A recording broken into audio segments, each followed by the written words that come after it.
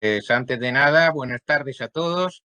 Creo que estamos así un poco en familia, ¿verdad?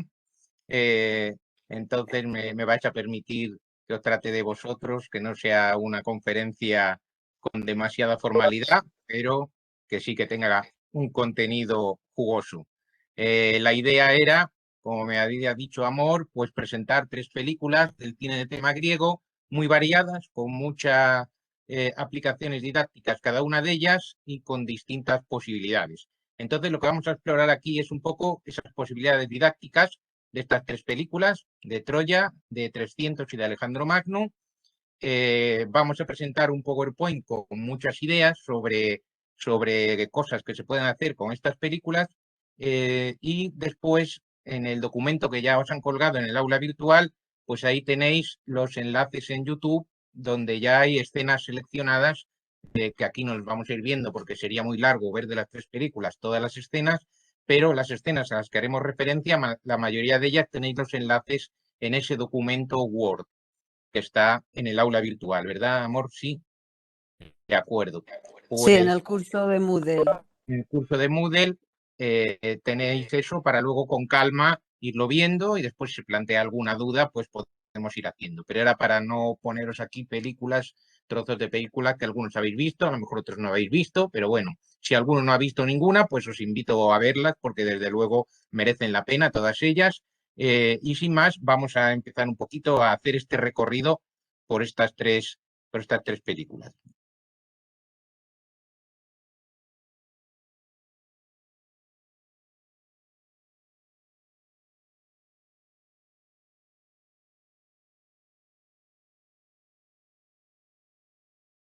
Muy bien, pues estamos aquí ya en el cine de griegos en el aula, Troya, 300 y Alejandro Magno.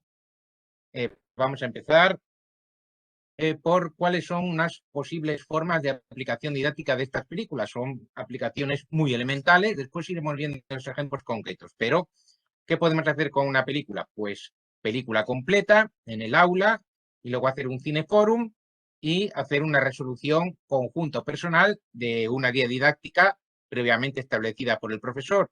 Inconveniente de ver la película completa en el aula, que mucha gente piensa que le quita mucho tiempo pues de estudiar más gramática o otras cosas, ¿no? Entonces, bueno, eso cada uno pues puede elegir ver la película completa, siempre en partes, claro, o simplemente elegir la siguiente posibilidad, que es la selección de diversos episodios de una película concreta. La selección de episodios nos permite trabajar pocos minutos en el aula y con una adecuada guía y unas adecuadas actividades, aprovechar bien episodios a lo mejor de 10 minutos, 15 minutos, sobre los que luego se puede hablar. Entonces, esta es una acción buena, sobre todo veremos para las películas más largas, es una acción muy buena, o si queremos tratar algún tema concreto o algún tópico concreto. Por ejemplo, también podemos hacer una selección de imágenes en torno a un tópico concreto. Por ejemplo, luego veremos en 300 el famoso tópico de la entrega del escudo con él o sobre él. Pues alrededor de eso se pueden seleccionar unas imágenes, incluso se puede ver la tradición clásica que ha tenido ese tópico. Y por último, otro trabajo es pues que el alumno trabaje en casa con la película, el profesor le entregue la guía y ya sea un trabajo en casa autónomo que después pueda exponer a sus compañeros o bien entregar en diversos formatos. A veces le digo que lo escriban a mano las preguntas, otras veces si son películas menos conocidas, porque de las más conocidas ya hay incluso por internet el trabajo hecho, pues tienen que poner imágenes de la película, ir poniendo los personajes, el argumento, la opinión personal, qué es lo que más le ha llamado la atención. Es decir, que las posibilidades de trabajo con las películas que vamos a ver son distintas. Resumiendo, o bien la película completa con la ayuda del profesor en el aula, o bien algunos episodios concretos que nos interesen para ilustrar un determinado tema, o pues simplemente dices, bueno, ¿quieres subir nota? Pues mira, si me haces el trabajo sobre la película, te voy a subir un punto. Y bueno, eso funciona de maravilla. Enseguida se apuntan a un bombardeo. Luego hay que ver que no se copien entre sí, claro. Pero bueno, es una de las formas curiosas en las que no se pierde tanto tiempo en el aula, pero siempre durante el curso es importante poner alguna película o alguna selección de episodios para que ellos aprendan también a ver, a contemplar el cine y a reflexionar sobre él.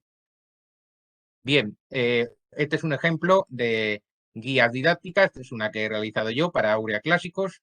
Son 2 cuadernitos, guías didácticas de Troya y de la Odisea. La Odisea es una teleserie del 97 que recomiendo mucho y además es muy episódica y permite un trabajo en el aula muy interesante. Pero bueno, ese no es el tema de hoy. El tema de hoy es Troya y entonces vamos a entrar de lleno en la película Troya. Lo primero que suele hacerse pues, es siempre una pequeña introducción sobre la película, sobre el año que se hizo, 2004, eh, sobre... eh, dice Alejandro que no ve las diapositivas. ¿Le pasa a todo el mundo lo mismo? Yo sí que lo estoy viendo. Yo ¿Así? también. Ah, vale, vale, bien. No, es que como ponía eso, a ver si estaba yo hablando. Vale, de acuerdo, pues seguimos, seguimos.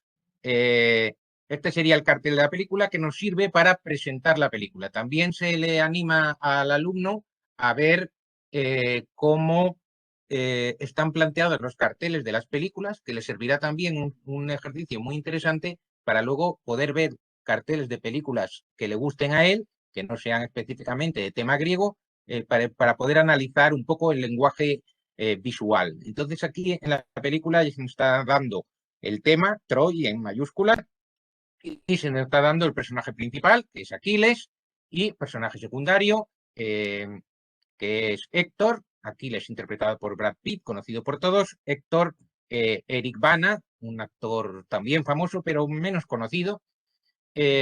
Después se nos dice que también se va a hablar de amor, o sea, rivalidad entre 2 héroes, amor, aunque luego veremos que si vemos la película el tema queda un poquito marginal en la película, el tema del amor es un poco marginal.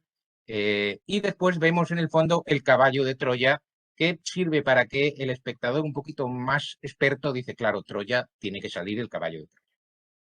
Bien, esta película se le introduce diciendo que es una típica película de Hollywood, que tuvo muchísimo éxito en taquilla y que gustó bastante, sobre todo al público general. A quien no le gustó tanto fue a los especialistas, a los profesores de latín, de griego y a los académicos, pero que generó una gran expectación sobre el tema de Troya y sobre la Ilíada. Se dice que en América, en Estados Unidos, vendieron un montón de copias de libros de la Ilíada gracias a la película Troya. Bueno, pues para los más puristas, esto de utilizar la película Troya, aunque haya muchas cosas que no se parezcan a la Ilíada ni al ciclo troyano, pues es una forma de enganche para que el alumno se interese, o la persona adulta, se interese por el tema y vaya a buscar las fuentes, que es lo que yo pretendo hacer generalmente cuando le pongo la película y cuando les mando trabajar con las guías didácticas.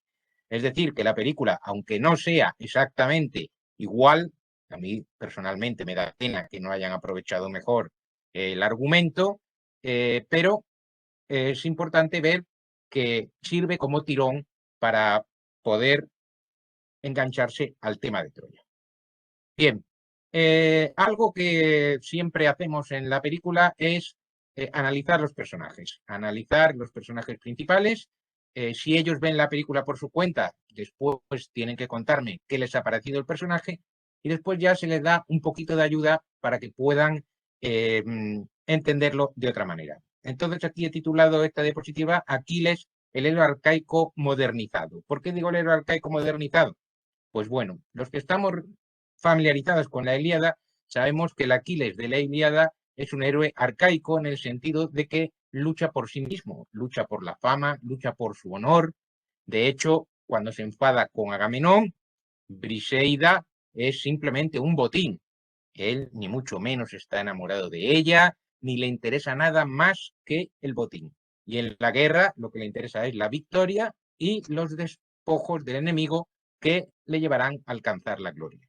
Entonces, ese aspecto de Aquiles que estaba en la Ilíada se recoge en esta película con Brad Pitt, se recoge aunque como entre neblina, su origen divino, porque aquí vemos que su madre es la diosa Tetis, pero en la película tampoco se deja muy claro que sea una diosa. Sin embargo, en esta conversación que tienen, sí que ella le dice, vas a morir joven, pero vas a morir con fama y vas a alcanzar la inmortalidad a través de la fama. Lo que el propio Aquiles en varios momentos de la película lo dice, pero justo cuando van a desembarcar la primera vez en las playas de Troya, pues aquí tenemos la frase que dice, inmortalidad, cogedla, es vuestra, ¿no? La inmortalidad a través del acto heroico guerrero. Pero ¿por qué he añadido modernizado? Pues porque a pesar de que este Aquiles es un héroe orgulloso, un héroe que piensa en sí mismo, que le da igual que sus compañeros mueran cuando él se retira de la batalla, es un héroe que se va a ir humanizando en la película con Briseida, de la cual sí que se va a enamorar, como realmente en el ciclo troyano, después con las heroidas y con otras obras posteriores del ciclo troyano, ahí se ve que Briseida estaba enamorada de Aquiles en la tradición larga, larga que hay de toda la materia de Troya. Es decir, que yo les dejo claro que en la Ilíada el héroe es un héroe arcaico que lucha por sí mismo, pero que después a lo largo del tiempo, incluyendo esta película que sería un elemento más de esta tradición clásica, el héroe se va modernizando en el sentido de que tiene una historia amorosa, incluso en un momento dado le dice, tú me has dado amor en un tiempo de guerra, ¿no? Gracias a ti, pues soy el gran guerrero que soy, pues ha tenido algún sentimiento distinto a pensar en sí mismo. Muy bien, pues este sería un poco la clasificación de Aquiles. Héctor. A Héctor le he llamado el héroe moderno. El héroe moderno. Héctor es el héroe moderno, es el héroe que podríamos identificarnos perfectamente con él y con los superhéroes modernos. Los superhéroes modernos, Superman, Batman, todos ellos no luchan por su gloria, sino que lo hacen por su país, por su fama, por el mundo, es decir, por salvar a la humanidad, por hacer un beneficio a la humanidad. Entonces, en esta película, Héctor, interpretado por Eric Bana, que también ha hecho un superhéroe, ha hecho Hulk en una ocasión, en una película, ha interpretado a Hulk, pues aquí es realmente un héroe moderno. ¿Por qué? Porque es un héroe con sentimientos.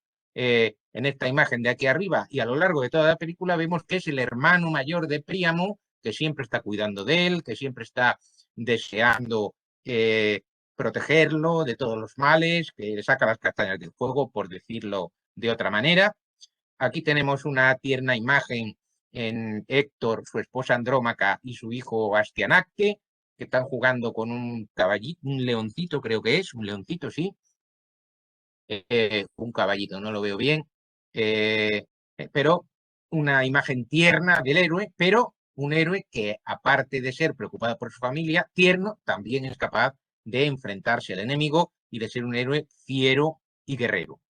En este sentido, Héctor es un héroe mucho más moderno y un héroe mucho más atractivo para el público actual que el Aquiles antiguo. Este Aquiles que hemos visto hace un momento de Brad Pitt sigue siendo atractivo para el público actual, tanto por el actor como por esa modernización que se ha hecho con respecto a la Ilíada original. Bien, luego, como decía, otros dos personajes son Paris y Helena, que son, me atrevería a decirlo, pues meras comparsas. Aquí Paris, pues nada, es no siguiendo la Ilíada, pero siguiendo la tradición cinematográfica, porque en el cine unas películas sobre Troya van bebiendo sobre otras películas sobre Troya, y en el cine Paris siempre ha sido un cobarde. Siempre ha sido un cobarde, siempre ha estado en segundo plano, y entonces, pues aquí siguen esa tradición cinematográfica. Y Helena, pues siempre ha sido, menos cuando ha sido protagonista, como en Helena de Troya de Robert Wise o en alguna serie de televisión, tanto una antigua del 2000 algo, 2004 también, o en la más moderna de la BBC, pues ya le dan un poquito más de protagonismo. Pero en Troya simplemente es un personaje marginal, desencadena la tragedia, pero no la vemos aparecer demasiado. Bien, vamos a ver ahora otro aspecto de la película que es la ambientación. Sabemos, los que podemos entender un poco de la Ilíada y los que no entiendan, pues también se imaginan, como la Ilíada es un relato épico que ha pasado durante muchos siglos y se ha ido gestando durante muchos siglos, las armaduras y las armas que aparecen en el poema, pues son muy diversas, pertenecen a épocas muy diversas. Cuando los cineastas se han preocupado, el director de arte, de ver qué ambientación puedo dar a Troya, pues muchas veces lo que han optado es por una ambientación minoica o una ambientación micénica para los griegos y minoica para los troyanos. Normalmente se ha elegido eso, o se han elegido algo intermedio, como esta coraza arcaica de bronce y este tipo de casco, que no es que se hayan inspirado directamente, no lo sé, no estoy seguro, pero a mí se me parecen bastante esto y esto, el tipo de armadura, no la hechura, porque vemos que esta hechura es claramente moderna y que permite ver la cara a Brad Pitt y saber que es Brad Pitt, porque ya sabemos que los antiguos cascos, antes me ponía uno, voy a ponerme otro otra vez, si cogemos un casco griego de la época clásica y nos lo ponemos, pues realmente aquí no estamos sabiendo quién está detrás del casco. Afortunadamente, yo no soy Brad Pitt y si me escondo, mejor. Bien, solamente era un ejemplo para que vierais que el director de arte de la película se ha preocupado por consultar algún tipo de fuentes clásicas. En realidad hay una mezcla de estilos, pero este es un detalle. Otro detalle es el de los troyanos, cómo van vestidos los troyanos. Si veis, aunque en esta foto no se ve muy bien, hay un escudo en forma de media luna y este tipo de casco así abierto que tiene como una especie de coleta, como una especie de crin. Pues esto es ligeramente basado en el famoso vaso de los guerreros micénicos que tenemos aquí. Vemos el escudo con un poquito forma de luna, el tipo de casco con esta altura pues es un poco imitación, el tipo de escamas también se ve muy bien. Y bueno, claro, aquí lógicamente pues no le han puesto el cuerno porque no quedaría muy estético también en este, hayan hecho un poco concesión a la galería, es decir, no han copiado exactamente, pero sí que se han basado en cierto modo en algo similar. Para reconstruir lo que es la ciudad de Troya, pues como decía, han cogido la estética de los palacios minoicos, le han puesto jardincitos y tal, y luego han ampliado la ciudad gracias a la informática, pues hasta límites insospechados. No hay que olvidar que la película es de 2004 y de 2004 también es El Señor de los Anillos, es decir, que hay un cierto deseo de competir en espectacularidad con este tipo de películas de grandes producciones. Ahora, si comparamos esta visión de Troya magnífica, enorme, con una escena, un dibujo, una reconstrucción de lo que los investigadores piensan que hoy pudo ser Troya, que es la siguiente diapositiva que voy a poner, pues vais a ver la diferencia. La diferencia es que esto es mucho más pequeñito, mucho más modesto, aunque realmente se están conservando el tipo de torres y el tipo de edificaciones. Lógicamente, entre esta y esta, la espectacularidad puede a la verosimilitud histórica. Otro tema muy interesante de esta película es la aparición o no de los dioses. He cogido este fotograma en el que está Príamo suplicando a un Zeus, que han hecho aquí una especie de estatua de Zeus, queriendo que sea arcaica, pero ni siquiera es arcaica, imitando al Zeus de Olimpia, pero bueno, con una estética un poco arcaica. Sin embargo, en estas otras figuras el arcaísmo está un poquito menos disimulado, pero bueno, es decir, los dioses están representados en imagen, aparecen, pero no intervienen en la acción e incluso a veces los desprecian algunos de los personajes, otros los respetan, otros los desprecian. Será muy largo explicar este tema, pero han optado por prescindir de los dioses, prescindir de la épica, quizá porque pensarían que el público no le gustaría ver aparecer a los dioses en medio de las luchas.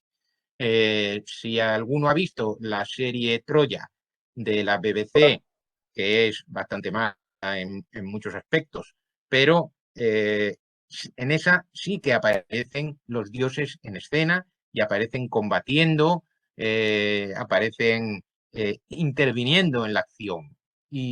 Y no chirría, la verdad es que tampoco chirría. Lo que pasa que luego la serie de la BBC, luego podemos hablar de ella, no tiene para mí demasiada calidad comparada con la película de Troya, pues Troya es mucho más atractivo para el público y refleja mucho mejor Homero. Es decir, que esta Troya no es la Troya de Homero, pero es una Troya que tiene lejanos ecos de Homero.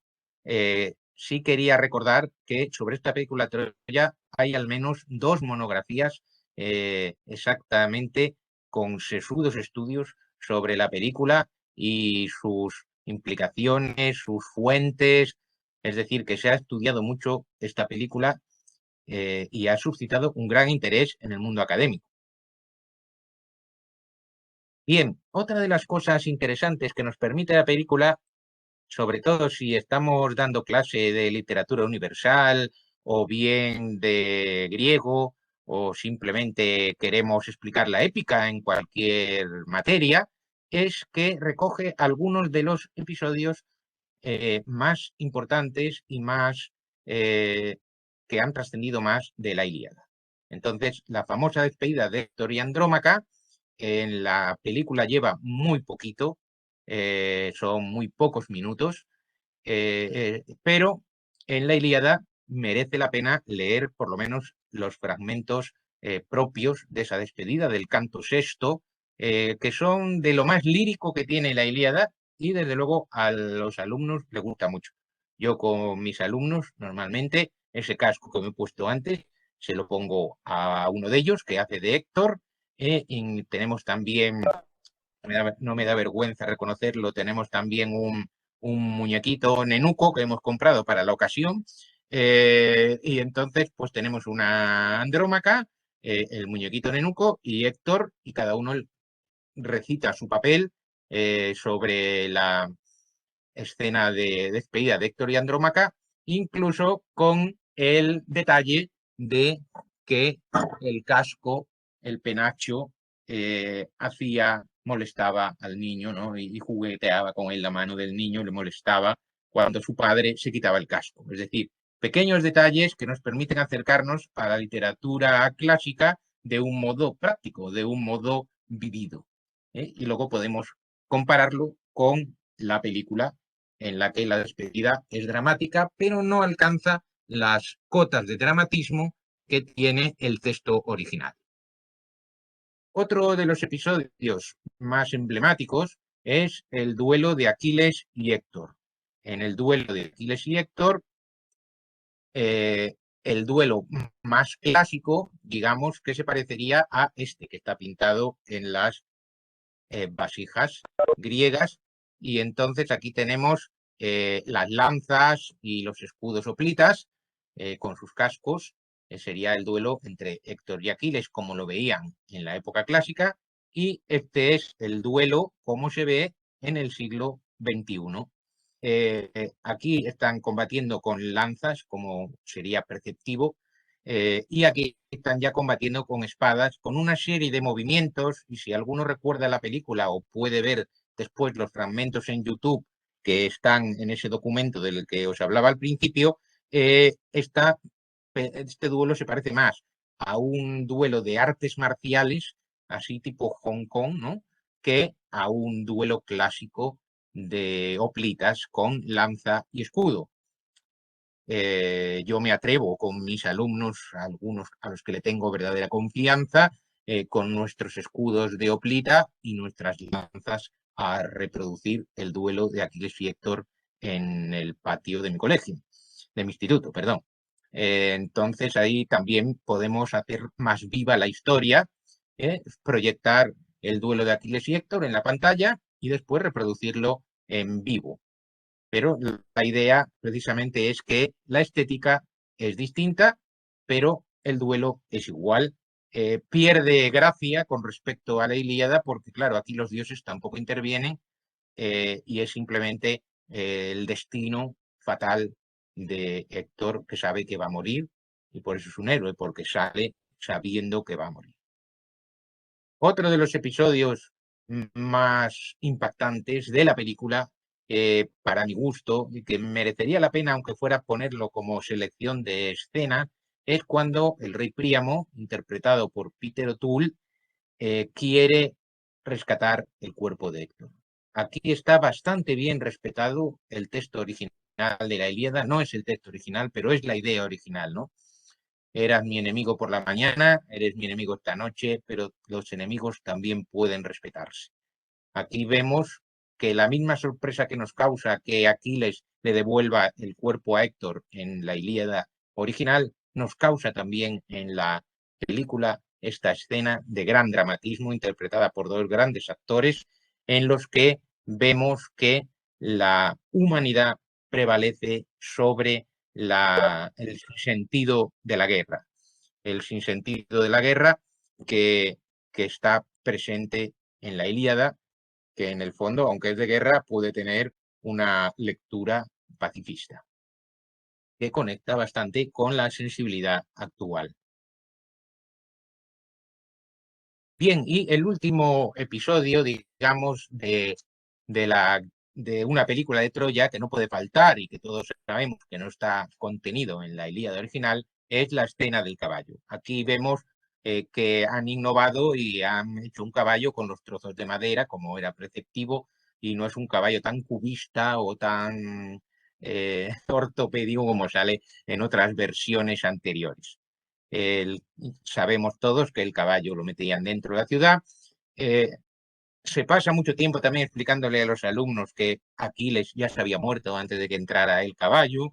En fin, y esa parte final procuro explicársela en paralelo a cómo sería la verdadera historia y hacerle un cuadro entre la verdadera historia y la historia que se han inventado los guionistas, sobre todo con la pifia de la espada de Troya que se lleva Eneas en vez de llevar los penates, que claro, lógicamente el público en general no entendería ni lo que son los penates, ni que se llevara unas estatuillas de dioses, y entonces dicen, pues vamos a ponerle una espada que así recuerda al rey Arturo y todos nos enteramos de que se ha llevado el símbolo de Troya. Bueno, pues aparte de ese disparate que te cae el alma a los pies, pues también ver que tiene un final feliz, cuando en realidad todos los que se salvan al final mueren en la tradición clásica. Pero, repito, esto no es por ser purista, sino porque también los alumnos puedan ver cómo las producciones cinematográficas se van adaptando a los gustos de cada época. Bien, pues hasta aquí tendríamos un poco algunas ideas sobre Troya. Vamos a pasar un poco ahora a hablar de 300, del cómic y de la película. El cómic 300 de Frank Miller fue un gran éxito, mucho antes del año 2006 en el que hicieron la película. Yo ya lo conocí justo precisamente cuando lo fueron estrenando, cuando salió en 1998, y me sorprendió muchísimo, primero, tanto por el formato apaisado, esto que veis aquí es la fotografía de la portada, el formato apaisado, y la estética sangrienta con el 300 aquí y la sangre. En realidad la película lo que ha hecho es pasar el cómic a imágenes y añadirle una media hora de argumento que no sale en el cómic y que para mi gusto termina estropeando la película. Todo lo que es el argumento de un resistente que hay ahí que se enamora de la reina Gorgo, bueno, todo eso no sale en el cómic. El cómic es un gran cómic y se ha convertido en un clásico precisamente por su concisión a la hora de narrar los hechos. Sin embargo, la película, para mi gusto, digo, es un gusto personal, porque tiene su mérito haber pasado las imágenes del papel a las tres dimensiones. Tiene su mérito. Pero para mí pierde bastante de la épica del cómic a su paso a la pantalla, pierde, y si lo hubieran hecho media hora más cortita, seguramente hubieran conseguido una obra mejor. Simplemente en esta imagen podemos ver cómo se traslada exactamente la imagen del cómic a su trasunto en la película. Simplemente aquí es un poco más tipo caparazón y aquí un poco más acorde con la realidad. Como veremos un poquito más adelante, los espartanos no tenían este escudo en esta época de las guerras médicas, no llevaban este escudo, después veremos qué podían llevar. Este escudo es un escudo posterior y llevaban la L, la lambda, que sería la letra L, la inicial de la cedemonia, que después veremos que curiosamente trae un poquito de cabeza a la gente, porque claro, al no estar expertos en el mundo clásico, ni haber estudiado nunca griego, pues ni el alfabeto griego no saben que el triángulo es la L, una letra, que hay que colocarla así. Y entonces, normalmente, los que hacen reconstrucción de Leónidas con este estilo se lo ponen como de la manera que le da la gana. Ya lo vamos a ver en imágenes. Resulta bastante gracioso para los clasicistas comprobar cómo la lambda de la cedemonia se convierte en la V de Victoria y en otras cuantas cosas. Bien, la película es de 2006, se estrenó en 2007, se produjo en 2006 y ya desde su póster, siempre empezamos por el póster, vemos que va a ser sangrienta, que va a tener mucha sangre y que va a ser gloriosa. Preparaos para la gloria. Tenemos aquí el desnudo heroico de Leónidas. También los alumnos se apenan mucho cuando le digo que Leónidas debía tener unos 60 años, según la realidad histórica, y aquí se ve bastante más jovencito y con la tableta de chocolate, pero bueno, ¿qué le vamos a hacer? Una cosa es el cómic y otra la realidad histórica, que es una realidad histórica que, como bien sabemos, ya es heroica, porque ya Heródoto cuenta la historia de un modo que ensalza el valor de los espartanos. De todas maneras, pues yo no voy a entrar a discutir tanto qué está bien, qué está mal en la película, porque no es la pretensión de la película. La pretensión de la película es entretener y es trasladar el cómic de la manera lo más fiel posible. Y deciros, por ejemplo, que esta película tuvo, perdón, en la película Troya, su mismo director dijo que era una película pacifista. En esta película su director dijo que él solo quería entretener, que no tenía ninguna interpretación política, pero en la época se interpretó como estos eran los americanos y los persas eran los de Irak, porque estaba en el momento de la guerra de Irak. Entonces tenía esa interpretación, una interpretación que ya es antigua, porque en realidad, claro, lo que está diciendo Heródoto en su historia es que Occidente, la democracia, resiste frente a la tiranía que viene del este. Y de hecho, pues esto es la idea general de la historia de Leónidas que se ha transmitido a lo largo de toda la tradición, tanto escrita como cinematográfica. Pues bien, entramos en un mundo de espartanos de cómic, no en un mundo de espartanos reales, entre comillas, si es que alguna vez se puede conocer a los espartanos reales, porque nuestro conocimiento de ellos está fuertemente mediatizado ya por las fuentes antiguas.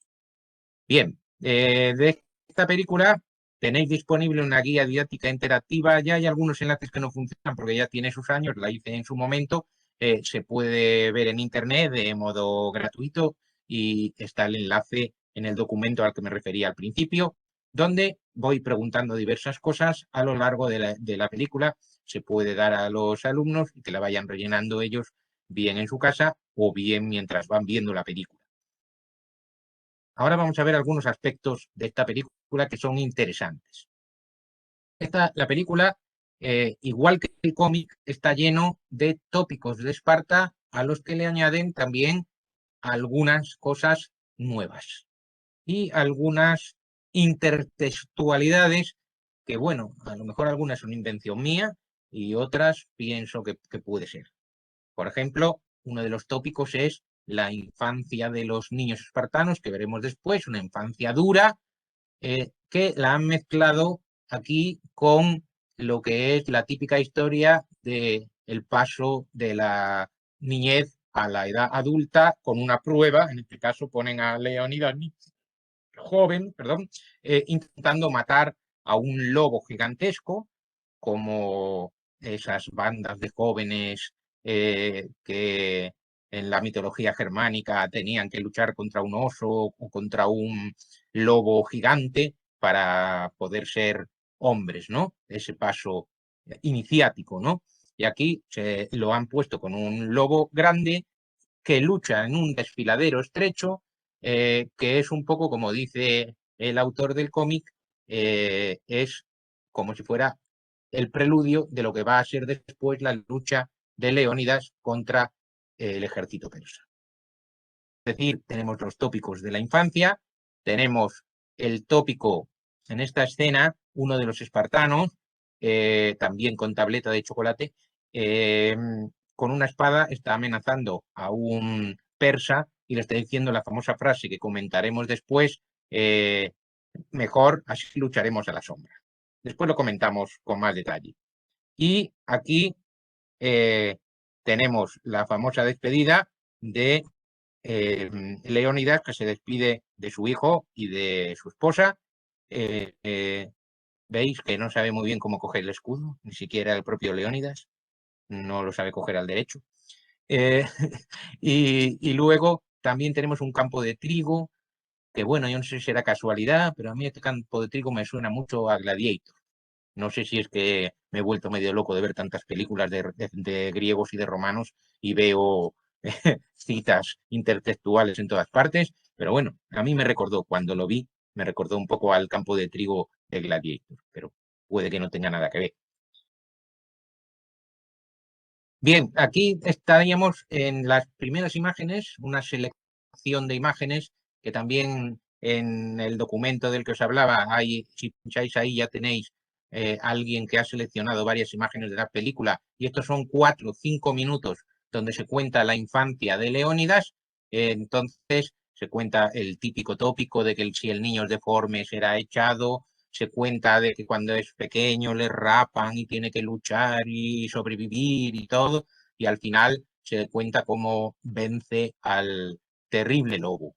Pues estos minutitos son muy interesante ponerlos en relación con los textos clásicos. Por ejemplo, esto es de Licurgo, la vida de Licurgo, escrita por Plutarco, donde se explica esa famosa historia de que los ancianos de la tribu reconocen al niño, si está bien formado, pues lo cogen, pero si está degenerado y monstruoso, lo llevan a las apótetas, junto al taigueto, y ahí, si no está sano, pues se deshacen de él porque es mejor para él y para la ciudad. Con lo cual se introduce el tema de una ciudad de soldados en las que solamente los que son útiles a la sociedad guerrera pueden sobrevivir. Bien, y esto puede dar lugar pues, a una discusión ética propia de valores éticos. En la guía de didáctica que hay por internet, pues pongo este texto y invito a ver la selección de escenas para poder relacionarlo con un texto clásico. Lo mismo la educación espartana, que dicen que no aprendían letras, apenas de letras, y justo he puesto aquí en negro lo de rapándolos hasta la piel, haciéndoles sentar descalzos y jugar por lo común desnudos, que es justo lo que recoge la película y lo que le llama también la atención a los chavales cuando están viendo la película. Si no recuerdo mal, no se habla en esas escenas de la película de otros compañeros. Es simplemente una infancia muy individual y una infancia en la que también interviene su padre. Por lo tanto, se pierde también el hecho de que dormían juntos y de que se hacía en grupo. También hay alguna escena de castigo corporal que también se incorporaba a estas. Bueno, pues entonces después de poner los textos, pues típicas preguntas: ¿qué pasaba con el niño que no tenía salud perfecta? ¿Por qué crees que se hacía esto? Intenta ponerte en lugar de los espartanos, que siendo pocos y siempre en una situación de guerra, tendrían que cargar con personas minusválidas, por ejemplo, para el combate. Y después ya un resumen de este texto comparándolo con las escenas iniciales de la película. Bien, uno de los ejercicios interesantes para hacer con los alumnos, que o bien que los hagan ellos o bien que nosotros se lo proporcionemos, es la galería de frases célebres que van apareciendo a lo largo de la película. El carácter espartano nosotros lo hemos construido a partir de frases célebres que se han ido transmitiendo en la tradición, la mayoría transmitidas por Plutarco. Entonces tenemos aquí la frase célebre: una mujer espartana le entregara a su hijo el escudo, le exhortó diciendo: hijo, con él o sobre él. Pues raro es el que ya no sabe a lo mejor esta frase. Si ha visto la película, esto le llama mucho la atención, porque también lo explica la película, y es una frase que también podemos poner en griego e incluso representar. Yo tengo un escudo hoplita comprado, entonces pues le hacemos, una es la espartana, Gorgo, y otro es Leónidas, y le entrega el escudo y le dice la frase: con él o sobre él. Aquí tenemos una imagen, veis el contraste, la película del siglo XXI, estética siglo XXI y estética años 60. La estética años 60 tiene un escudo con una landa mucho más pequeñita, un escudo que es casi de bronce, totalmente de bronce, y Gorgo, pues desde luego no tiene este modelito, sino que tiene un modelito que sería más acorde con la imaginación clásica, que nosotros más o menos a partir de las estatuas y de todo eso podemos imaginarnos. El peplo, que se ve muy bien aquí, este no se ve tanto como peplo, pero este sí es un peplo, y las características del arte dórico y techos bajitos para Esparta, para indicar una sociedad arcaica, una sociedad antigua. Esta película pertenece a El León de Esparta, que sin duda históricamente es muchísimo mejor que 300, pero los alumnos prefieren 300 porque está mucho más cercana a su estética contemporánea. De todas maneras, merece la pena también ver esta película. Veremos luego otra imagen de ella para que veamos la diferencia. Bien, otra de las frases: una extranjera le dijo a Gorgo: ¿cómo vosotras solas las espartanas domináis a los hombres? Dice: también nosotras solas, le respondió, parimos hombres. Esto ciertamente lo dice Gorgo en la película.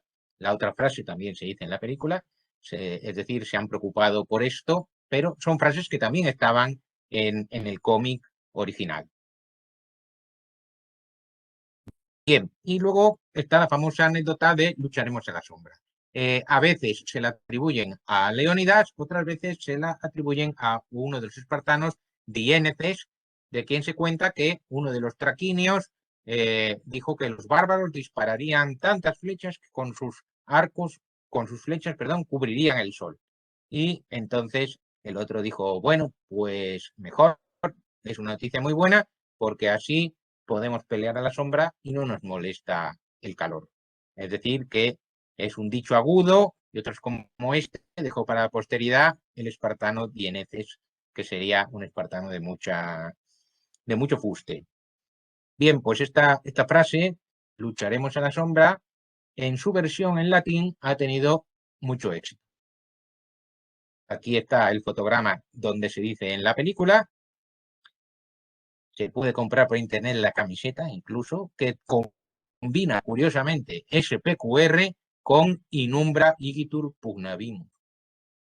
Y es muy popular también, sobre todo en Estados Unidos, porque da nombre a algunas academias militares. Es la divisa, el motto que le llaman ellos, de algunas academias militares, y también sale en la película Ender's Game, una película muy famosa, que conocen casi todos los chavales, una película muy buena para ellos y muy entretenida, en la que en la International Fleet Battle School aparece Inumbra Igitur Pugnavimus.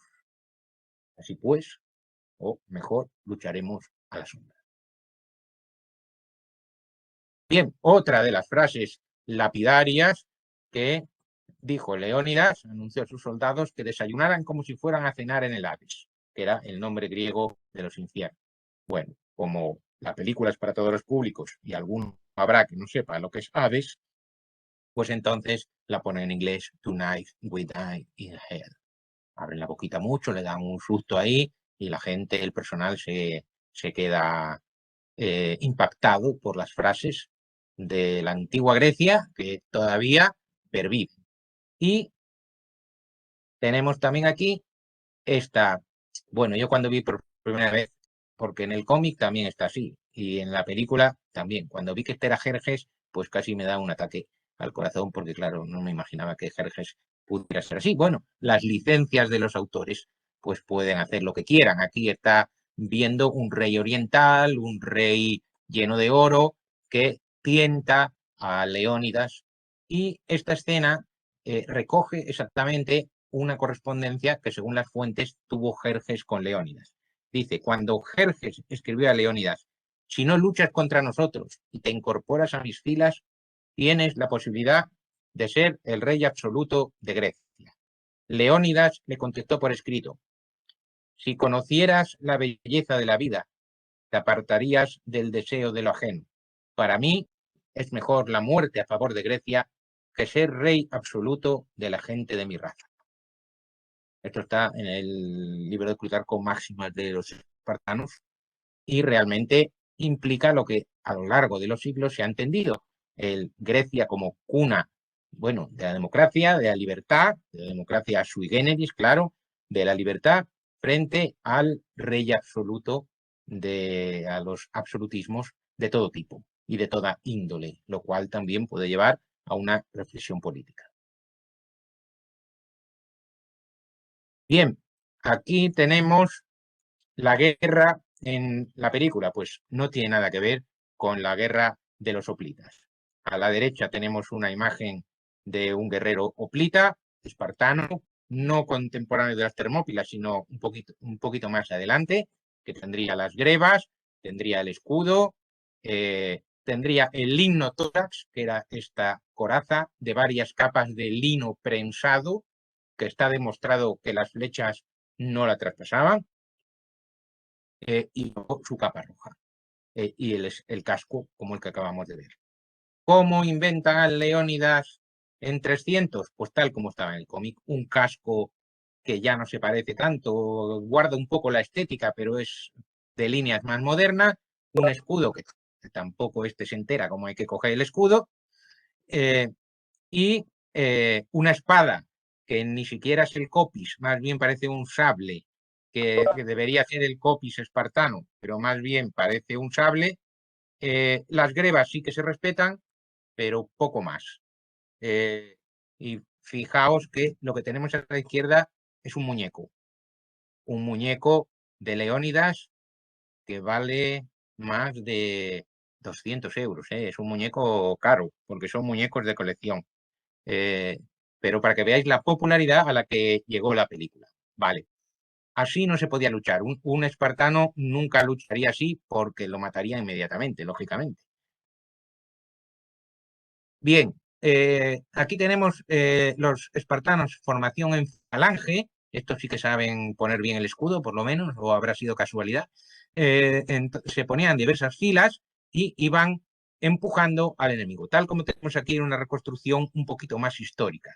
Esto sería lo más parecido a lo que tendrían, cada uno tendría su emblema familiar, no sabemos exactamente cuáles serían los que estaban en Esparta, estos son de otras ciudades griegas, pero más o menos cada uno tendría su emblema particular, no estaría ni mucho menos uniformado ni nada. Y el aspis, que es como se llama este escudo, cubría desde donde se acababa la espinilla hasta el casco, así que estaban protegidos perfectamente. Pero combatían juntos, escudo con escudo, como están aquí. Y así, y aquí tenemos a un flautista, que es el que les daba el ánimo. Aquí tenemos el famoso vaso que se llama vaso chigi, que tiene una de las representaciones hoplitas con dos falanges enfrentándose entre sí, pero no se separaban. Es decir, aquí tenemos la falange en línea de batalla de la película El León de Esparta.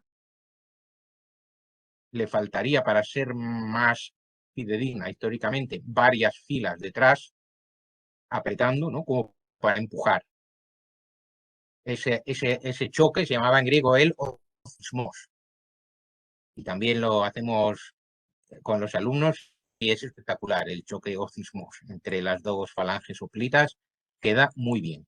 Bien, pero ¿qué pasa en la película? Pues en la película pasa que se presentan así muy bien apretados, pero en cuanto atacan al enemigo, pues ya abren filas tontamente y ya empiezan a saltar, como si estuviéramos en una película de artes marciales. Es decir, que históricamente no tiene nada que ver. Sigue la estética del cómic, pero no era la forma de luchar de los espartanos, que nos puede ayudar a comprenderla, el estar con los escudos uno al lado del otro y batallando y siempre dependiendo del compañero. Aquí ya se convierte en una lucha de individualidades, más casi al estilo de héroe homérico que de héroe espartano. Aquí en este sería la playlist, que es una lista de reproducción, que tenéis el enlace también en eso, y ahí estarían todos todas las escenas que hemos visto, ¿vale? No las vamos a ver, pero aquí en la playlist tendríamos esta parte.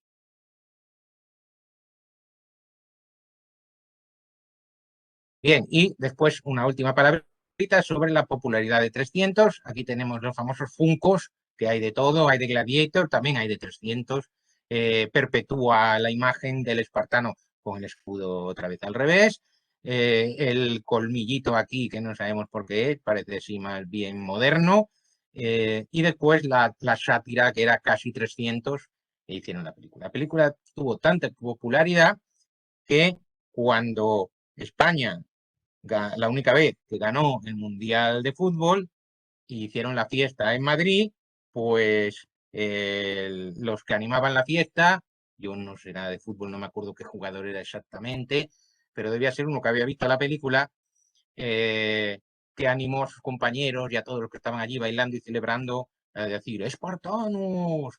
¡Aú, aú! Lo mismo que salía en la película, ¿no? Bueno, en fin, que hasta los futbolistas saben lo que es 300.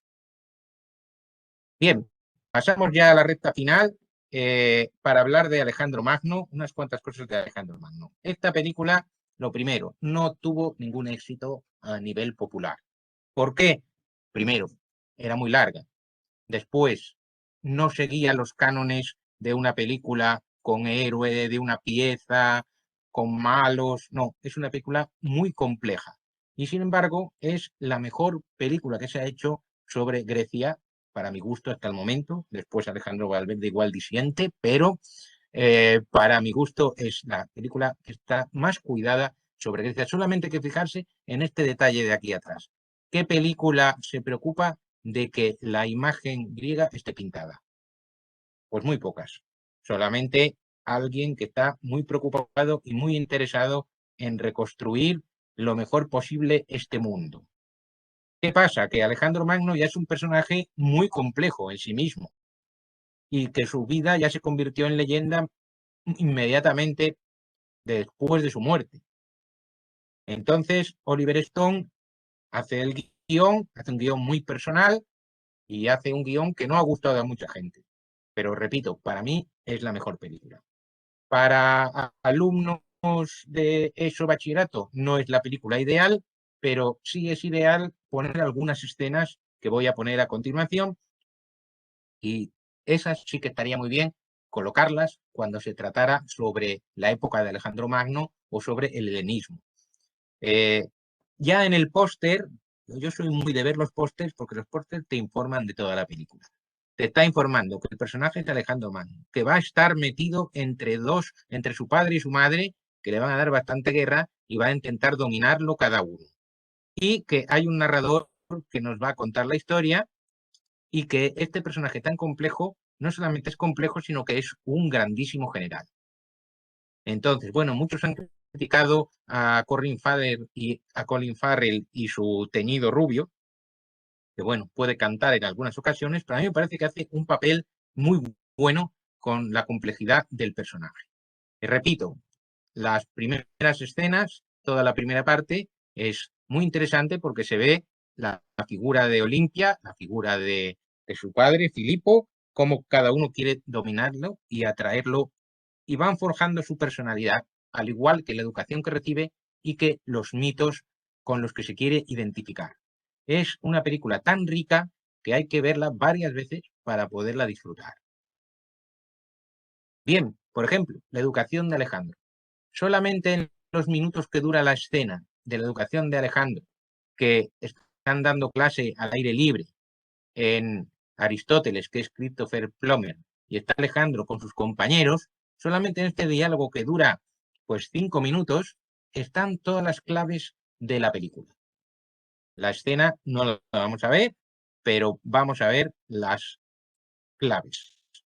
Aquí yo les mando a hacer un cuadro donde están los consejos de Aristóteles y cuáles son las actitudes y hechos de Alejandro a lo largo de la película con respecto a ese comienzo.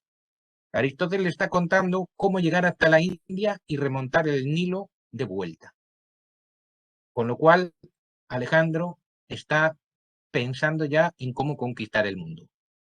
Y de hecho, su idea es dar la vuelta hasta la India y regresar.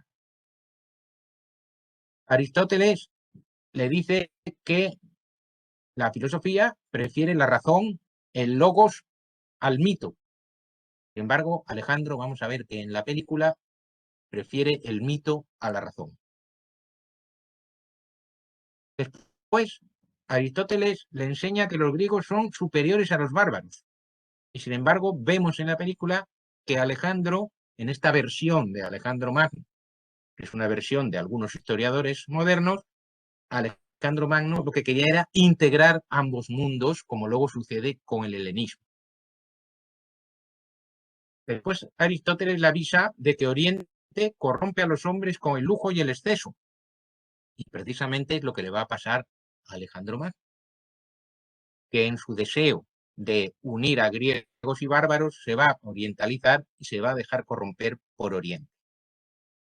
Y después le dice lo que todos sabemos, que la virtud está en el medio y que la persona necesita autocontrol y moderación.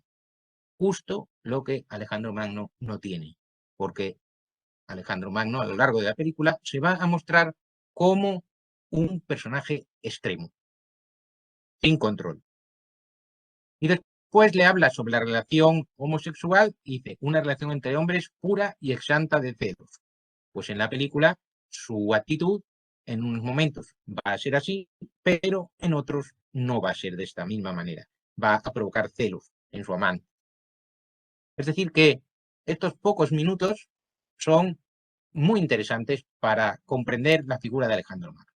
Si no queremos tampoco elegir una escena demasiado complicada, es muy importante elegir la escena del episodio de Bucéfalo, una escena que está magistralmente filmada, sigue casi palabra por palabra el texto de Plutarco y es una escena muy bonita y que gusta mucho al alumnado y que se ve muy bien la relación que tiene Alejandro con Bucéfalo y esta misma relación que tendrá en la última batalla en la que muere Bucéfalo. Otro de los episodios susceptibles es la caverna de los mitos. Este episodio nos puede servir para repasar la mitología clásica y para ver qué mitos, según Oliver Stone, influyeron en la vida y en las ideas de Alejandro Magno. La caverna de los mitos, que son 4 minutos, nada más, es que son escenas muy comprimidas. Por eso la película se hace densa, porque en muy poco tiempo cuenta demasiadas cosas. Filipo lleva a su hijo a una misteriosa caverna en la que están pintados los principales mitos griegos, que intentan transmitir una idea que expresa su padre en las palabras: no hay gloria sin sufrimiento. Y los reyes no nacen, se forjan con firmeza y sufrimiento. Toda grandeza proviene de una pérdida. Precisamente la gloria y el sufrimiento estarán también presentes en la vida de Alejandro. Y yo le pongo estas cuestiones. ¿Por qué le gusta Aquiles a Alejandro Magno y cuál es el destino de Aquiles y el que desea Alejandro para sí? Pues Aquiles, como hemos visto en Troya, lo que desea es morir joven pero lleno de gloria. Ya sabemos que Alejandro tenía una copia de la Ilíada bajo su almohada y que Aquiles era su modelo. De hecho, hay un detalle en la película que al principio se pasa desapercibido en las primeras imágenes de la película cuando están mostrando cuando nace Alejandro Magno. En la habitación hay una pintura de Aquiles arrastrando el cuerpo de Héctor. Otro de los héroes, ¿qué se dice de Prometeo? Prometeo es un dios civilizador que va más allá, que quiere ser un protector de la humanidad. Pues en esta versión de Alejandro Magno se presenta como alguien que va más allá de los límites alguien que está buscando siempre servir a la humanidad y llegar más allá. ¿Qué se dice de Edipo? Pues bueno, aquí juega un poquito con el complejo de Edipo por la dominación de su madre y juega también con el mito de Medea, que es la mujer bárbara, que en este caso sería Olimpia o Olimpiade, que le dice Filipo, nunca es fácil escapar de nuestra madre Alejandro. Medea simboliza a la madre de Alejandro, que mató a sus hijos porque Jasón se fue con otra mujer. Según los comentarios del director del DVD, Medea puede identificarse con Olimpia porque contribuyó a excitar las obsesiones de Alejandro que a la larga lo llevaron a la muerte. También aparece Heracles y la locura de Heracles, que mató a sus propios hijos. Y también Alejandro realiza hazañas asombrosas y al final su vida parece caer en la locura.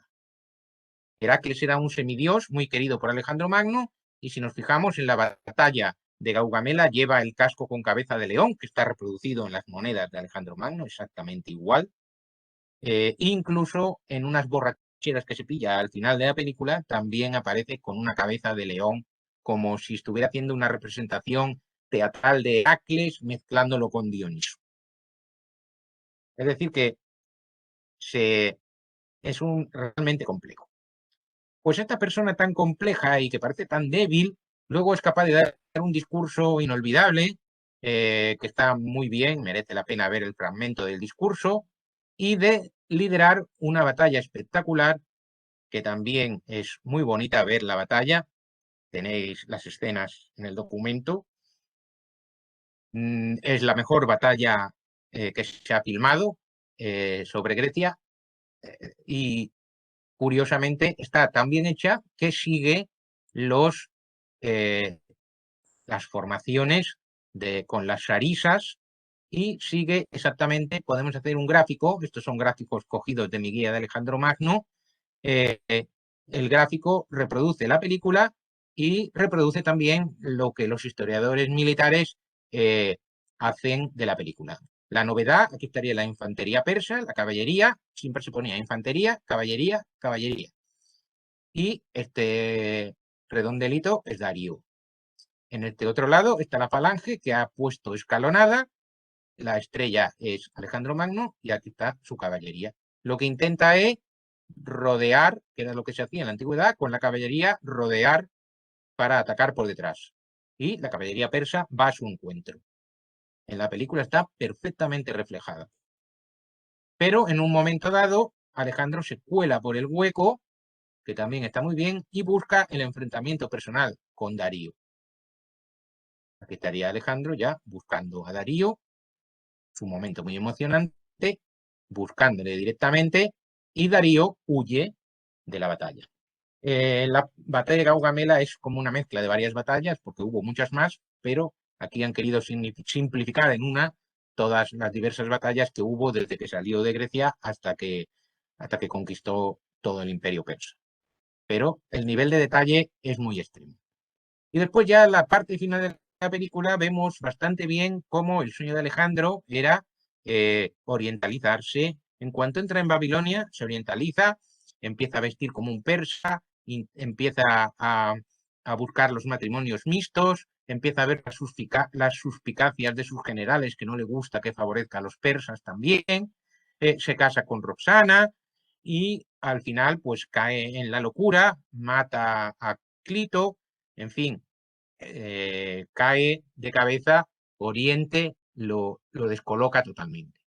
Pero aún así, a pesar de tener este descoloque total, pues es capaz todavía de llegar hasta Oriente y de liderar una gran batalla contra el rey Oro de la India que atacaba con elefantes. La batalla esta es mucho más improbable porque no se solía atacar en un bosque, pero la escena es espectacular, el elefante contra el caballo y bucéfalo, y está inspirada precisamente en una moneda de propaganda que había acuñado Alejandro Magno. No es exactamente igual, porque aquí lleva una lanza y aquí sería con una espada. Entonces, y aquí está de espalda y aquí está de frente, porque queda más bonito así, pero la idea del enfrentamiento con el elefante de un jinete proviene de esta moneda y realmente pues es una de las escenas más impactantes de la película de Alejandro Magno. Bien, hasta aquí sería un poquito las ideas, las sugerencias, las cosas que se pueden hacer. ¿Cómo podríamos informarnos de más cosas?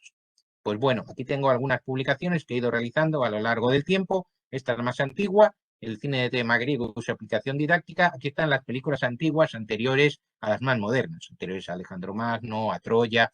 Esas no estaban aquí porque este año es de 1997. Están las películas más clásicas con guías de visionado de cada una de ellas.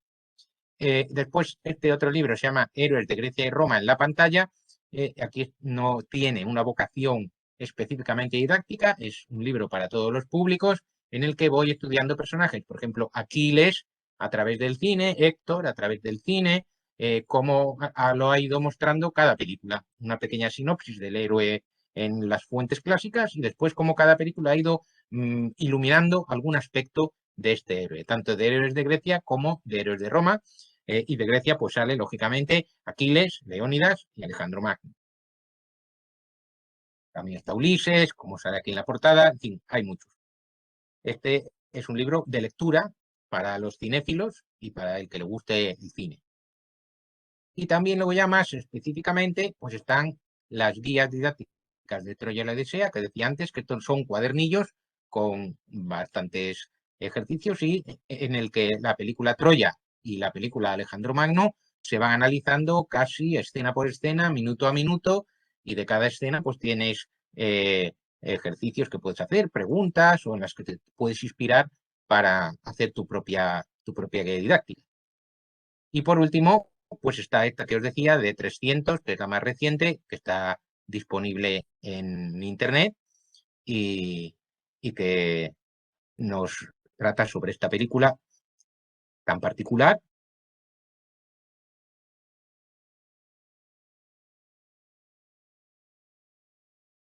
Y más o menos ese sería un poco el final del PowerPoint para poder ahora entrar en preguntas, comentarios o más adelante, ¿no? Lo que tú digas, amor.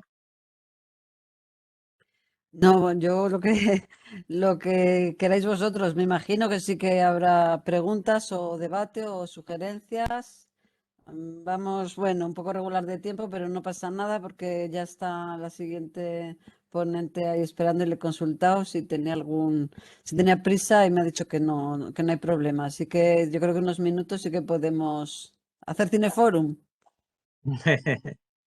Pues estoy dispuesto a... Como, como en los viejos tiempos. ¿Cuánto se aprendía en aquel cineforum? Qué lástima. Ya digo, A ver, ¿alguien quiere?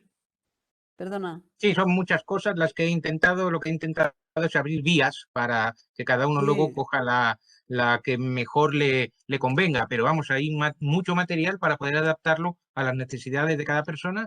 Y si alguno de los que ha estado escuchando pues no ha sido de clásicas o tal, pues por lo menos ha aprendido un poquito más sobre esas películas y sobre el mensaje que nos enseñan, porque no solamente son interesantes para los profesores de latín, griego, historia, cultura clásica, sino que son interesantes para todo tipo de profesor que quiera tratar algún tema político, de valores, los mitos, es decir, dan mucho juego.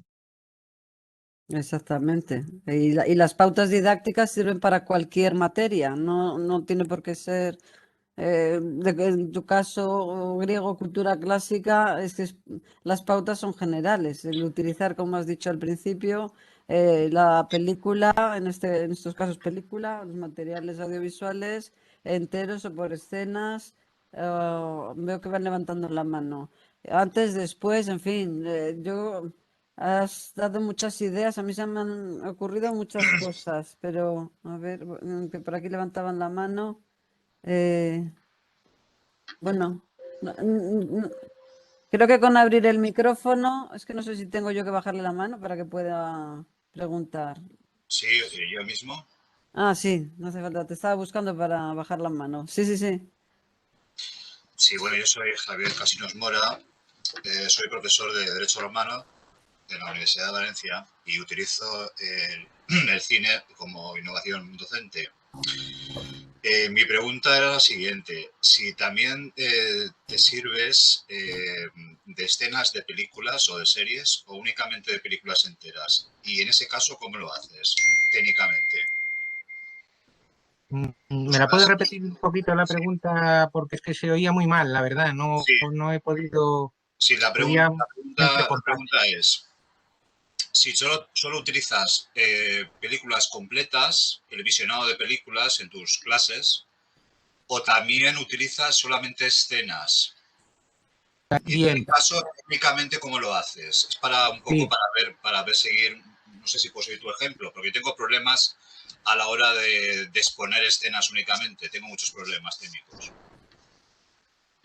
Pues el sistema que sigo normalmente es que, como tampoco quiero perder mucho tiempo, las películas enteras se las mando como trabajo voluntario. Es decir, Sí. quieren hacer un trabajo, ellos ya se buscan la película 300 por su cuenta y les doy la guía didáctica, tienen que contestarla y después la comentamos en clase si lo hacemos para todos o privadamente si lo hacemos para eso. Y después en la hora de clase, digamos propiamente dicha, lo que suelo es emplear lo que hemos hecho aquí, las diversas escenas. Es decir, si quiero hablar sobre Alejandro Magno, pues, o sobre la educación en Grecia, le voy a poner la escena de la educación de Alejandro Magno de Aristóteles. Y después también le pongo lo de Bucéfalo porque le gusta mucho, pues oye, los niños y los animales, ya sabes un poquito esos niveles, le gustan esas cosas. Y entonces eso es un poquito dependiendo de lo que uno quiera buscar, pero sobre todo la aplicación en clase, más directamente para trabajar en clase, suelo hacerlo por escenas o por capítulos o por episodios de las diversas películas. Hay películas que se prestan más al episodio y otras que es mucho más difícil. Por ejemplo, ya te digo, de Troya, pues si no la quiero poner entera, pues puedo ponerle varios fragmentos, muchos de los cuales incluso los tienes ya seleccionados en YouTube, de gente que ya tiene seleccionados los fragmentos Sí. y fragmentos se pueden poner como ilustración, no hay ningún problema en las aulas para poner eso. Ya es más problemático si quieres meterte en cosa de poner la película entera, pero un fragmento como ilustración de algo es posible hacerlo bien. Pero siempre va acompañado de preguntas o de comentarios. Nunca decir, bueno, vamos a ver una película. No, eso no. Eso de ningún modo. Sino que tiene que tener un objetivo y estar metida dentro de algo que uno quiera conseguir. Por ejemplo, si De quiero to- hablar de Ay, los héroes, pues entonces le pongo los héroes, el héroe de Aquiles y el héroe de Héctor. Le pongo la escena del duelo y hablamos un poco de qué tipo de héroe es cada uno, porque uno, porque lucha otro. Es decir, un poco suscitar el debate a través de las imágenes. Pero ¿cómo lo haces? ¿Utilizas el propio DVD? ¿Tú sabes dónde está la escena y la ubicas manualmente? Bueno, ¿Lo llevas ya últimamente eh, yo utilizaba el DVD cuando había los DVDs ahora, pero ahora prácticamente con YouTube lo puedes con lo de hacer YouTube? sin tener el DVD, porque si tú vas a esa lista que os he dado, al documento ese, ahí ya tienes las escenas seleccionadas, unas cuantas. Si te valen esas, bien, si no tendrías que coger el DVD y buscarlo por escenas, pero es mucho más incómodo. Y como tampoco se busca, a lo mejor, que tenga una calidad excelente el visionado, sino que lo quieres porque que se vea bien, que se oiga más o menos decentemente, pues ahí ya tienes muchas cosas seleccionadas y hechas. Tú buscas duelo de Aquiles y Héctor, pues te van a salir eh, varias escenas ya buscadas sobre ese tema. Y pe- sobre esas son con las que trabajas. Si ves que no te vale ninguna de esas, claro, tienes que coger el DVD, ir buscando, ir pasando de una escena a otra, que es más complicado. a ver, Vale, pues muchas gracias. hay gente esperando, pero intervengo yo. A tu pregunta, yo sí que veo aquí diferencia, claro, entre el nivel de enseñanzas medias y la universidad, porque estáis más restringidos en enseñanzas medias, tanto de horario, que son clases de 1 hora o incluso 50 minutos, ¿no? Con lo cual es más difícil poner una película entera o incluso lo que veíamos en el último capítulo de una serie. En universidad, por lo menos aquí ya tenemos clases de 2 horas en algunos sitios, entonces tienes más flexibilidad. Y también nivel por nivel educativo, no solo por horario. Claro, Yo, claro, no soy partidaria de fragmentar las películas, pues digamos por cinefilia, ¿no? Te duele lo de tenerlas que cercenar, pero a veces no queda más remedio. Hay a lo mejor, como bien has dicho tú, según tu finalidad didáctica, pues puedes utilizar solo una escena. Por ejemplo, estoy pensando yo en el derecho, hay miles de películas y bueno, y series de televisión infinitas, y a lo mejor puede uno seleccionar simplemente la escena del juicio Sí, y prescindir de todo el previo.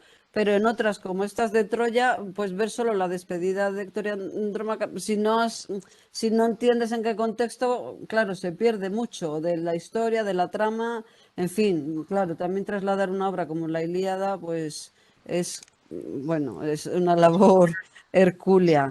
Pero claro, también están más limitados en enseñanzas medias, yo creo, para esto. También se les puede decir que vean la película previamente y luego en el aula pues fijarnos solo, sí, también focalizar en determinada escena. También te iba a decir, Fernando, lo del DVD, que todos, claro, venimos los de hasta del VHS y ya era una innovación, como decíamos el otro día. Pero se puede, en vez de estar en el aula seleccionando que se te va para adelante, para atrás, el minutaje, no sé qué, puedes en casa previamente seleccionar las escenas y grabarlas. No sé si, bueno, luego en la charla siguiente veremos algunas cosas de grabado de vídeo o creación, edición de vídeos. Pero bueno, por ejemplo, con el VLC puede uno grabar a la vez que visualiza. No sé si, por si alguien no lo sabe. A ver, María Teresa Ardoy tenía la mano levantada también. Sí, buenas tardes. vale, hola. Buenas Hola. tardes. Fernando, lo primero, enhorabuena por tu charla y soy seguidora tuya de hace mucho tiempo y, y muchas gracias a Alejandro Valverde, que es el que me ha introducido en este curso porque me lo estoy pasando muy bien. Estoy aprendiendo mucho y encantada de conoceros. Espero que esto siga, sea la primera vez de una relación más larga, que sigáis organizando este tipo de Ojalá. cursos y que nos dan vida a los que estamos metidos en pueblos pequeños, luchando contra muchas cosas y abanderando el latín y el griego y nos da fuerza para seguir. Una Gracias. pregunta que no es nada erudita, es como yo, muy simple y muy básica. Fernando, ¿cómo les explicas a tus alumnos cuando ven Troya el hecho de que Patroclo y Aquiles sean primos? Primos, primos ¿Cómo les explicas la entrañables. realidad? Porque esto se mete uno ya en el tema de la homosexualidad, de hacer Claro, ver que en la cultura griega estamos hablando de chavales que son de cuarto, no me voy a poner a nivel universitario, ni sí, muchísimo pero menos, estamos pensando en chavales de cuarto y de primero de eso, o incluso de segundo y niños de pueblo. tú piensas Entonces, que sí, sí, ellos sí. de eso saben muchísimo más que nosotros. Ah, también. A esas edades tienen mucho más información y no les sorprende nada. Lo que les sorprende es que sean primos. ¿Ves? Normalmente lo que les sorprende es que sean primos. Eso posiblemente yo pienso que es los productores no han querido mostrar eso en ese momento por pudor o por pensarían que el público se iba a enfadar. Piensa que estamos en 2004, pero piensa que Alejandro también se hizo en 2004 y que mostró la relación de Alejandro con Hefestión y que los griegos se pusieron como locos y le boicoteaban la película porque decían que Alejandro, pues para ellos que tienen ese machismo, algunos desgraciadamente todavía, le parecía que era un desdoro que Alejandro estuviera con Hefestión y las fuentes lo dicen claramente. Con Hefestión, con Rosana y con todos, porque era lo que había en ese momento. Simplemente hay que explicarles, cada época histórica tiene sus condicionamientos y sus costumbres y su idiosincrasia propia, pero también luego distinguir ese tipo de relación entre Patroclo perdón, Patroclo y Aquiles. Aquí lo pone que eran primos, pero en el Ilíada pues dice que eran amigos, pues puede ser amigos íntimos, y bueno, pues podrían tener relación física o no, eso no lo podemos saber, pero si era solamente amigos intelectualmente hablando o si eran amigos más que amigos. Entonces, bueno, son cosas delicadas de explicar sobre todo, pero vamos, están bastante estandarizadas en la actualidad. No creo que te vaya a salir ninguno que sea de Grecia que diga, pero ¿cómo? Yo pienso que en la película lo han hecho porque no se han atrevido a mostrar la homosexualidad en una película así para todos los públicos, un público americano que es más bien un público, por un lado, un público general conservador. Luego tienen películas pues que son súper modernas, ¿no? Pero digamos que la mayoría del americano medio, también como dices, de un pueblo del interior y todo eso, pues ahí todavía a lo mejor no ha llegado el Me Too ni esas cosas. Pero yo pienso que es eso, la razón Puritanos. obvia Pero es esa. es curioso, y termino con esto, pero en cuanto les explicas que no eran primos, sino que era una relación más estrecha, entonces entienden perfectamente el berrinche que se lleva Aquiles. Claro, claro. Porque claro, Sí, un primo, tú puedes querer mucho a un primo, pero la desesperación que le entra claro, no, efectivamente. no Sería no como va un en amigo del proporción. alma que puede ser, es más que pariente, no es un pariente, en realidad no es Eso, un pariente. Además, al hacerlo más pequeño, que tampoco era uno más mayor y otro más pequeño, ya. posiblemente, entonces ahí le da también una cosa como de primo protector, de primo de zumosol, ¿no? Sí. Y Queda muy, desvirtúa lo que es, ¿no? Es como si me hubieran matado a un amiguito pequeño que tenía yo ahí, ¿no? Pero queda muy patético para mi gusto y a mí me surge la vena anti-yankee cuando llegamos a esa escena y para mí la película para mí pierde muchísimo con eso. Y mira que la hombre, a película, mí yo creo que en general, desde que matan a Menelao ya me pierde todo. sí, Tiene muchos, pero Desde que bueno, matan al pobre Menelao, que además se va con Elena al final en la historia verdadera, me digo, pero madre mía, qué patada. Yo Eso es creo, lo peor que... Sí, perdón que me meta en la vale, gracias, conversación. Fernando. Encantada de hablar contigo. Te dejo, Vale, Alejandro. tío. No, que yo creo que en realidad quizás se les caía entonces todo el argumento de Briseida, que es el motor de esta película, el romanticismo. Entonces, yo creo que por esa razón tuvieron que obviar la relación entre Aquiles y Patroclo. Me parece que es por eso, más que por cuestiones de pudor o yo, de... yo pienso también que es por razones comerciales, porque sí, Hollywood yo pienso que no son hace razones, películas solo para los americanos, sino para sí, sí, vender, y no efectivamente. solo a Europa, que somos un mercado pequeño, sino para vender en Asia, para vender al mundo Sí, musulmán. que por esos Y yo creo sitios que, no hay tanta... claro, Es así, permisividad. es una razón Entonces, comercial, porque si te fijas en Alejandro Magno, hay de todo. Y de hecho, la escena de cama, digamos, que hay en Alejandro Magno, es la que tiene con Rosana, no la que tiene con Hefestión. Sigue siendo conservador en ese aspecto. Pues nada, que el comercio es normal, si hacen, quieren venderlo y es normal. Pues la próxima vez se lo diré a mis alumnos, que es una cuestión comercial, Sí, sana, vamos, pero también comercial, las dos cosas. Pero no me que no había es parado verdad. ni a pensarlo, pero creo, según claro, lo estabas tú tú piensas preguntando, que yo eso estaba pensando, eso es puramente para vender al mundo musulmán, India, China, etcétera. China, sobre Sí, todo, pienso yo. O es tan sea, comercial como el final feliz, claro, sí, que sí. todos como se salvan, tantas, Ujú. como sí, que el chico y la y chica se eso salvan, que se van juntos, que el eh, marido verdadero pierde, en fin, sí. eh, Y es un poquito el héroe muy amoldar, americano también, ¿no? Muy americano el claro, héroe. En fin, son concesiones a los tiempos y al Bueno, mercado. yo Bueno, aprovecho porque también por alusiones, Fernando, explícanos por qué no dejan tranquila la Ilíada y nos hacen en la BBC ese bodrio de serie. oh, calla, calla. Hemos tenido que tragarnos por cultura general más que por otra cosa, porque yo es Sí, que el guión se lo quemaba, por vamos. decir que la hemos visto, por Sí, decir que la hemos visto, pero no, yo esperaba mucho más, la verdad. BBC me daba como debe mejor ser. espina, pero los actores son malos, el guión peor, la ambientación de cuatro duros y mal hecha. No, no me gustó nada. No merece la pena, en realidad no merece la pena, es olvidable. También esa otra serie que hay que se llama Elena de Troya también es olvidable, pero incluso esa tiene hasta cierta dignidad porque la hicieron con menos dinero todavía. Pero no, la película fundamental sobre la Ilíada está por hacer y y como no la haga un cine de autor, no creo que la pueda hacer nadie ya. De hecho, Vale. Es muy ahora difícil. mismo el derrotero, fijaos que ahora ya llevamos bastante tiempo sin ninguna película de griegos ni romanos, ¿eh?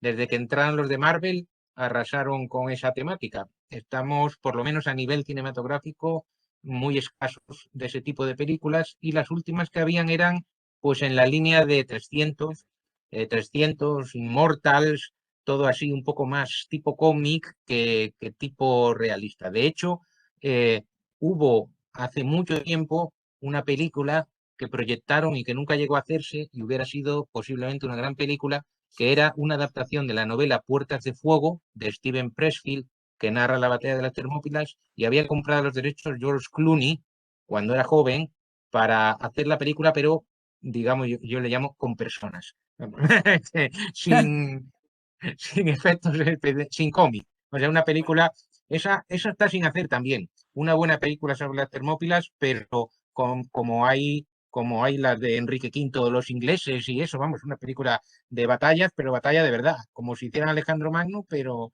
que no fuera, que fuera con hoplitas de verdad y que se viera eso, pero bueno, no lo veo muy probable. No lo veo muy probable. No van por ahí ahora las modas. Una lástima. Es que Y es luego, muy claro, difícil llevar una... Ay, perdón, no sé quién hablaba.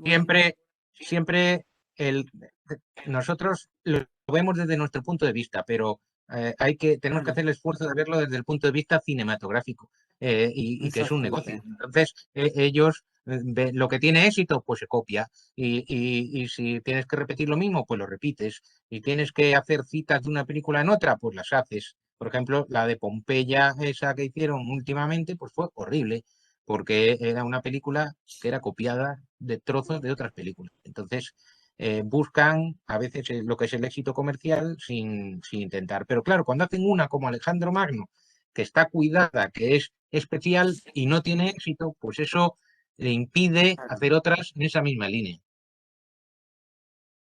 Pues Mónica Silveira Cirino está preparando, tiene ya hecho un volumen sobre esa Ilíada de la BBC, así que yo tengo mucha curiosidad por saber, Pues a ver bueno, los es fácil capítulos. porque todo está mal, así que por cada capítulo tendrá un montón de hojas. Tendrá Pues un sí, montón de hojas por cada capítulo, porque no hay de dónde sacarle nada, la verdad. En fin. yo quería también, a ver, ponerte en un aprieto, porque es que algo que yo desconozco.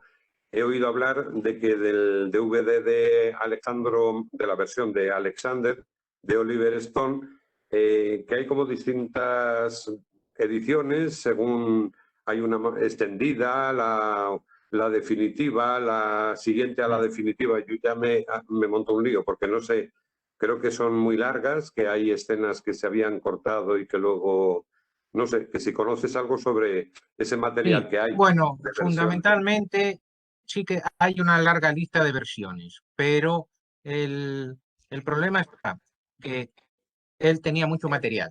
Entonces montó una para el cine. Y claro, la versión de cine, a muchos lo que le chocó fue ese corte temporal que hay con el asesinato de Filipo, que de repente está ya en Asia y te cuentan una cosa que ha pasado mucho antes. Entonces, eso no sé si le obligaron o él decidió cambiarlo. Eso es, digamos, el cambio más fundamental que hay entre la versión estrenada en cines, que es la primera versión que ha salido en DVD, es la que tengo yo, es la que uso, la versión estrenada en cine, y luego la que hizo de director fue, digamos, ponerlo todo más cronológico, si no recuerdo mal. Colocar las cosas según iban sucediendo, que bueno, a mí la verdad que le quitaba un poco de encanto. Te parecía más biopic que esto, que era como más imaginarse que en ese momento Alejandro recordó toda aquella historia, ¿no? A mí me gusta más esta versión que la de Robert Rosen, ¿eh? Sí, claro, lógicamente, no solamente por la época, por los efectos especiales, no es mala la de Robert Rosen, No, es no, no. buena. También tiene bastantes logros para su época y tampoco tuvo éxito en su época, porque Alejandro Magno, al ser un personaje tan complejo, o lo haces un cómic, o lo comiquitas y lo conviertes en un superhéroe, o si quieres reflejar todas sus, llamémosle neuras, entre comillas, pues es muy difícil reflejarlo en una película. Las dos se No, hacen no muy creo que hagan largas. más. No, claro, se hace muy larga. Lo que yo veo con la gente es que los que más la disfrutamos son los que sabemos algo. Es una película que cuanto más sabes, más te gusta, porque dices, ¡hala, pero qué bien pensada está esta escena! ¿Cómo cogió? De hecho, yo en la guía de lectura tengo cogidos hasta los discursos de a piano y todo, que son los mismos que te sueltan en la película. Es decir, que está, el detalle es impresionante. Es una película mucho mejor para poner en facultades de historia antigua que para poner en un instituto. En Y esas instituto, son ya muy digo, yo buenas. pondría las escenitas, la batalla, es lo que hago. Entera no se la pongo porque no la aguantan.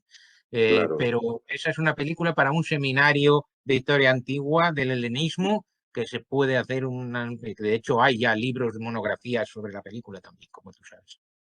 Yo quiero lanzar una idea y es que yo esas películas precisamente donde se las pongo es cuando hacemos un viaje largo de estos de más de 4 horas, entonces se montan en el autobús y ya Y no se de ahí pueden bajar. no se me escapan. Y no se te duermen. Bueno, Y vamos, también. claro, vamos un poco abreviando porque vamos, es muy interesante. Yo la primera que me interesa el debate, pero nos está esperando Isabel. Es que, resumiendo, es muy difícil compaginar lo que hablábamos en otras sesiones. Claro, si atendemos a la fidelidad histórica, pues claro, todos, sobre todo los que cada uno en su campo especialista, le sacamos mil defectos, ¿no? Pero hay que ser también comprensivos. No se trata de un documental o de un libro de historia, en este caso que son cosas históricas, o pues en el caso del derecho, pues un juicio de verdad no se parece nada a los juicios de las películas, y si reprodujeran un juicio de verdad sería aburridísimo. O desde luego los hospitales, por lo menos aquí en España, tú entras en urgencias y no corren todos como corren en las películas. En fin, hay que hacer concesiones al público, porque como tú bien has dicho, es una industria. Y justamente las películas que son más fieles o una adaptación más fiel son las menos comerciales. Tanto la de Oliver Stone, que también es que Oliver Stone, bueno, ha ido un poco derivando, empezó bien y es duro de pelar. Como el otro día las troyanas, las que son más fieles son menos comerciales, y las que son más comerciales pues tienen que hacer concesiones por lo que decíamos, cuestiones comerciales, meter una historia de amor que no pinta a lo mejor nada en una Ilíada, que es una guerra, en fin. Pero bueno, yo he de reconocer que tu charla me ha servido para volver a ver Troya con otros ojos, porque yo la vi en su momento, como supongo todos, en el cine y tal, y claro, salí medio horrorizada. Pero ahora le he descubierto valores, gracias a ti, No, Fernando, que si algún día tienes tiempo de leerte las monografías que hay de Troya, sí, sí, no, la sí idea las tengo general y es que tengo el dice, DVD, a pero pesar, me daba dice, reparo volverla a ver porque tenía un recuerdo malo de ella, y ahora digo, bueno, pues está mejor de lo que yo pensaba. los últimos académicos dicen que curiosamente hay mucho más de Homero de que lo que aparentemente se ve. Por eso digo que la volveré a ver. A mí, sin embargo, que la has mencionado Que- tú, la que que se- más, bueno, no la que más, pero la que me parece mejor es, de la cual no hemos podido hablar porque es más larga, la Odisea de Konchalovsky. Me parece que compagina todo bastante bien. No sé tu opinión, Sí, pero, sí, la o Odisea sea, de de fidelidad, Konchalovsky buena es muy adaptación, buena y, me y parece la va mejor increciendo, porque globalmente. el principio no está muy logrado, lo que es de la guerra de Troya y el principio no está muy logrado, pero a medida que va avanzando la película y sobre todo en su tramo final es impresionante. Cuando ya llega de vuelta a Ítaca, ese tramo final está muy bien hecho. Y aparte que está tomada en serio la película, esa para otro día Sí, hacemos no, un es que estará monográfico de la Odisea. para Lo que pasa que aquí las segundas ya sería para jornadas. de una película sola. Yo lo que quería en esta charla era ver varios ejemplos muy diversos, Sí, todos sí. ellos, para abrir diversas vías de posibilidades y luego cada uno pues es soberano para coger lo que trae. Pero yo me quedo, para finalizar, me quedo con que pueden no ser exactas, pueden tener muchos detalles, pueden decirnos cosas interesantes, pero lo que sí que es indudable es que nos invitan a ver más cosas. Si tú ves la de Troya y te gusta un poco, dices, oye, quiero saber más sobre Troya. Si tú ves lo de 300, dices, bueno, ¿y estos quién serían, estos señores? A ver, vamos a saber más sobre ellos, ¿no? Yo creo que esa es la función principal que nosotros podemos sacar de un banderín de enganche para que realmente el alumno o la persona adulta interesada quiera saber más sobre el tema. Y de hecho, eso es lo positivo que tienen. Que no es poco. Porque precisamente gracias al cine y gracias al cine de Hollywood, ni más ni menos, no el cine griego o el cine europeo, sino gracias a la maquinaria de Hollywood, pues como tú has dicho, se ha despertado el interés. Y si, mira, si eso ha servido para que la gente, aunque sea en América, lea la Ilíada, bendito sea. Porque aquí, ¿cuántos leen la Ilíada? Ni siquiera los de clásicas. Entonces, hay que reconocer que, pues un poco el objetivo de estas jornadas, hay que reconocer que hoy en día el audiovisual pues tiene mucha más potencia, tiene también mucha más facilidad y hay que aprovecharlas. Y sobre todo con las nuevas generaciones, que la lectura pues a lo mejor les cuesta más, sobre todo a partir de Gladiator, ¿no? Se ha despertado un interés por el mundo clásico y ahora se están haciendo videojuegos y películas eso con estética como 300 del cómic, del videojuego, con temática pues de mitología, etcétera, que bueno, pues aunque sea como elemento motivador, bienvenido sea. Voy a ver que te ponen aquí en el chat algunas cosas. Fernando, estoy encantada de conocerte por fin. Te agradezco mucho el hecho de que compartas tu trabajo con las guías que me han sido muy útiles.